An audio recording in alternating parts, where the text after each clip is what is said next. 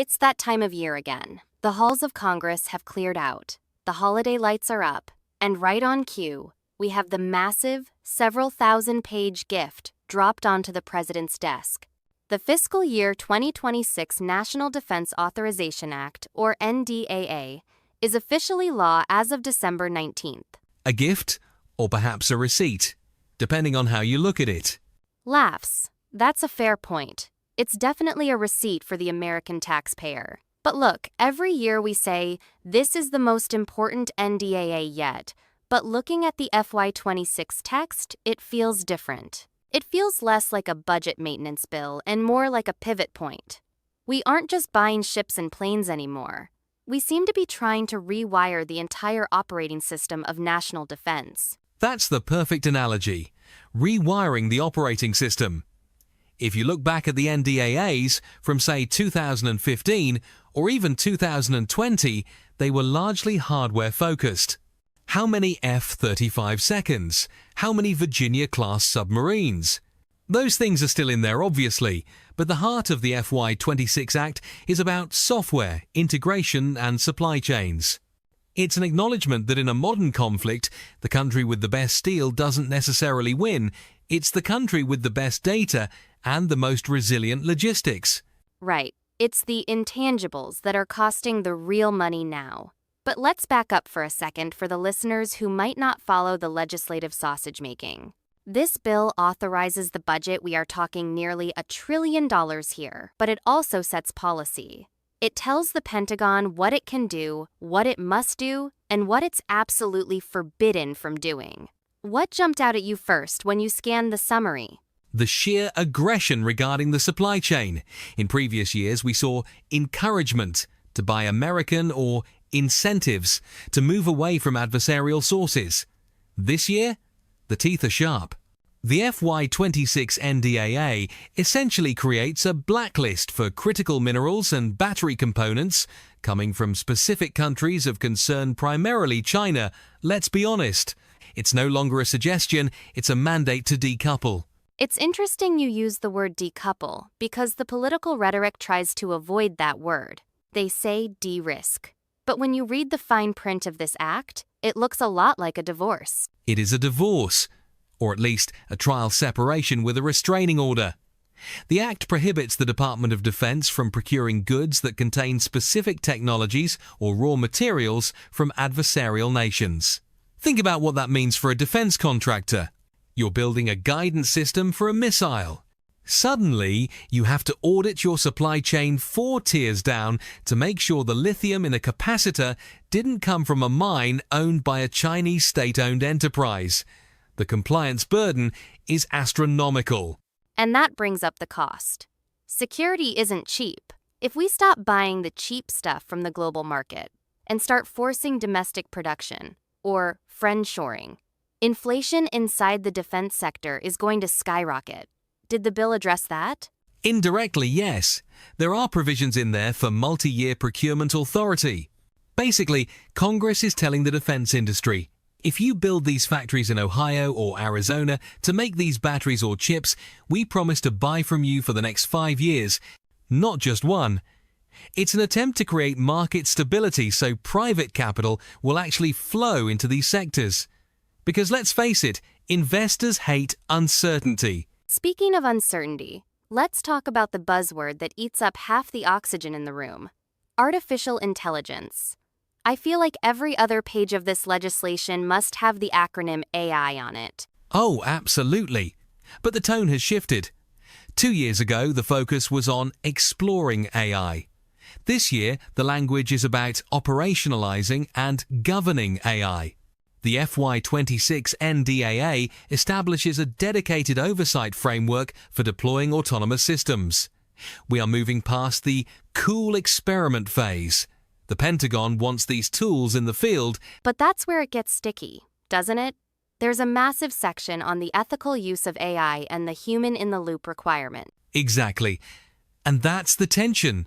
On one hand, the Act pushes for rapid acquisition of autonomous drones and algorithmic decision-making tools to keep pace with competitors who might not have the same ethical qualms. On the other hand, Congress is terrified of a Skynet scenario, or simply a buggy algorithm starting a war by accident. So you see this schizophrenia in the text: go faster, go faster. But wait, stop. Fill out this safety certification form first. Laughs. The classic government two-step. Hurry up and wait. But is there actually money to back up the go faster part? Usually, the Pentagon is famous for taking 10 years to buy a toaster. That's the valley of death problem, where innovative tech dies because startups can't wait 2 years for a government contract. The FY26 Act actually tries to bridge that. There's a significant expansion of the DIU, the Defense Innovation Unit. They've been given more authority to bypass traditional contracting rules for commercial technology. If a piece of software works for a bank or a logistics company, the DoD wants to be able to buy it tomorrow, not in 2030. That sounds promising on paper. But culture eats strategy for breakfast, right? You can change the law, but can you change the mind of a procurement officer who has been doing things by the book for 30 years? That is the trillion-dollar question. The law can open the door, but it can't force people to walk through it. However, there is a forcing function here: the geopolitical landscape. The Act contains very specific language regarding the Indo-Pacific. The Pacific Deterrence Initiative got a massive funding boost. This isn't abstract anymore. The funding is specifically allocated for distributed logistics, basically, figuring out how to keep ships and bases supplied across thousands of miles of ocean when satellites might be down and shipping lanes are contested. That sounds less like defense and more like war prep. It is preparation. Deterrence is the polite word for it. The logic is, if you are visibly ready to fight a long, grinding, high-tech war, the other side won't start one. Whether that logic holds up, well, that's a debate for historians, but the checkbook says we are betting the house on it. Let's pivot to the people side of things. All this high-tech talk usually overshadows the fact that the DoD is the nation's largest employer. What does the FY26 NDAA do for the soldier, sailor, airman, and Marine? It's a mixed bag, to be honest. There is a pay raise slightly above inflation, which was necessary just to help with recruitment. Recruitment has been a crisis for years now. But the interesting part is the focus on quality of life infrastructure. Barracks, childcare, healthcare. There was a series of scandals recently about moldy housing and terrible living conditions. Congress was clearly embarrassed by that. There are strict mandates in this bill forcing the services to upgrade living quarters. It's amazing that we can develop hypersonic missiles, but we struggle to keep mold out of the barrack. It's a matter of incentives. A missile launch looks good on a promo reel. A renovated HVAC system doesn't. But this act tries to shift that priority. There's also a fascinating section on talent management. The military is realizing that the old up or out promotion system doesn't work for cyber warriors or AI specialists. They are creating new career tracks where you can be a technical expert without having to command a platoon. That's a huge cultural shift. Allowing nerds to be nerds without forcing them to be general. Precisely. If you want the best hackers, you can't force them to do marching drills and then fire them if they don't want to lead a unit. The FY26 NDAA is finally acknowledging that a keyboard is a weapon system, and the person operating it needs a different career path than an infantry officer. I want to circle back to something you mentioned earlier, the receipt for the taxpayer. We are looking at a top-line number that is edging closer and closer to that psychological $1 trillion mark. Is there any sense of austerity in this bill? Any cuts? Or is it just more of everything? It's mostly more of everything, but with a caveat. There are some legacy systems being retired.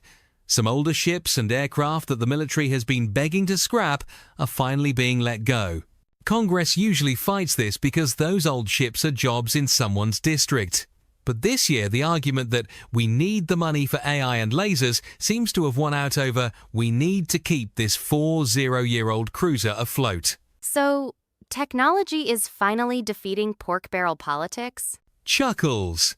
Let's not go that far. The pork is still there, it's just flavored differently now. Instead of keeping an old ship, a congressman will fight to get a new quantum computing center in their district. The game is the same. The pieces have just changed. Quantum. You just dropped another buzzword. Is that actually real in this bill? Or is it just science fiction fluff? It's very real. There is specific funding for post-quantum cryptography. Basically, the race to encrypt our data so that when quantum computers do arrive, they can't crack all our secrets instantly. It's a defensive play. The assumption is that our adversaries are harvesting our encrypted data right now, even if they can't read it yet, saving it for 5 or 10 years from now when they have a quantum computer that can unlock it. That is a terrifying thought. Harvest now, decrypt later. So the FY26 NDAA is essentially trying to patch a security hole that doesn't technically exist yet? Exactly. It's governance by anticipation. And that's really the theme of this entire document. If you read between the lines, this isn't a bill for 2026. It's a bill trying to shape the battlefield of 2030 and 2035. Whether it's the supply chain decoupling, the AI safety rails, or the quantum encryption, it's all about future-proofing. But here's the devil's advocate question. By building up this massive, high-tech, decoupled fortress, are we making the world safer? Or are we accelerating the fragmentation of the global economy? That is the philosophical core of the issue. The writers of this bill would say that economic integration failed to prevent conflict. We thought that if we traded with everyone, no one would fight. That didn't work. So now the strategy is peace through strength and independence. But the cost is efficiency. The cost is a global economy that is split into blocks. We are essentially building a walled garden and stocking it with very expensive weaponry. And hoping that the walls are high enough that no one tries to climb over. Or that the people inside the walls don't go broke paying for the bricks. Laughs. Right. One other thing I noticed was the section on outbound investment. It's not just about what the military buys, but where American venture capital can go. Can you unpack that? This is huge for the private sector. The NDAA reinforces the Treasury's power to scrutinize American investments into foreign tech sectors.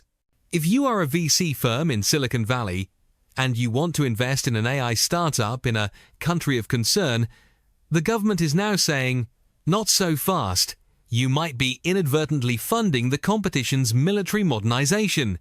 It blurs the line between private economics and national security. It effectively drafts the private sector into the national defense strategy. You aren't just an investor anymore. You're a strategic asset or a liability. Precisely. The border between civilian and military technology has completely evaporated. A drone that delivers pizza is 90% identical to a loitering munition.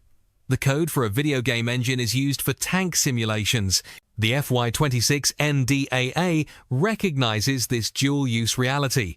It treats the entire tech sector as a national security domain.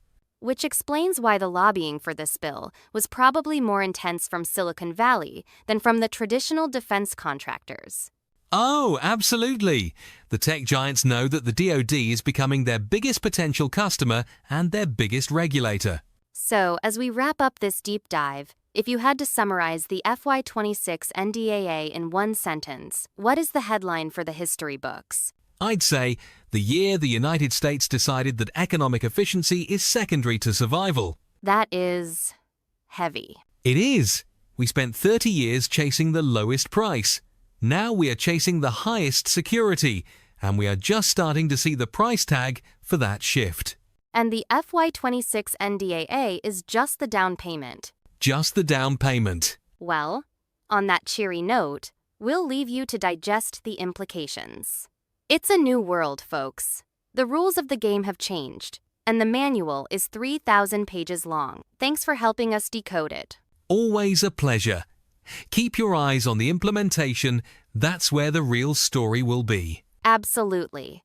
Until next time, stay safe and maybe read the fine print. A special thank you to MarketUS.com for furnishing us this information. You can reach them at MarketUS.com or call them at 954-636-3232.